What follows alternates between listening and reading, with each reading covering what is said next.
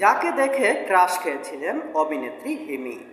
বর্তমান প্রজন্মের জনপ্রিয় অভিনেত্রী জান্নাতুল সুমাইয়া হিমি নাচ গান ও আবৃত্তি দিয়ে ছোট্ট পর্দায় জনপ্রিয় হয়ে ওঠেন। তিনি চেয়েছিলেন গায়িকা হতে, কিন্তু বড় হয়ে অভিনয়ের দিকে ঝুঁকে পড়েন। চ্যানেল আইতে প্রচলিত মেহর আলী ধারাবাহিক নাটকে অভিনয়ের মাধ্যমেই আলোচনায় আসেন তিনি। আগামী মাসে শুরু হতে যাচ্ছে ফুটবল বিশ্বকাপ। বিশ্বকাপের আগেই দেশের নিজের পছন্দের দল নিয়ে এক সাক্ষাৎকারে অপকট খোলামেলা কথা বলেন তিনি। সাক্ষাৎকারে নিজের ফুটবল প্রেমীর কথা জানতে গিয়ে হিমি বলেন, আমি ব্রাজিল সাপোর্ট করি, খেলা অতটা বুঝি না না বুঝেই সাপোর্ট করি। ছোট্টবেলায় দেখতাম আমার ভাইয়া আমার বাবা হচ্ছেন ব্রাজিল সাপোর্ট করতেন, তো এখন অনেক পছানি খাই ব্রাজিল সাপোর্ট করতে গিয়ে।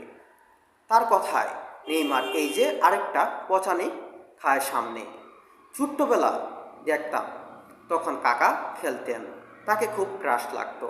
তখন তেমনভাবে কিছু ভাবিনি, এখন আর তেমনভাবে খেলা দেখা হয় না কাজের প্রেশারের কারণে।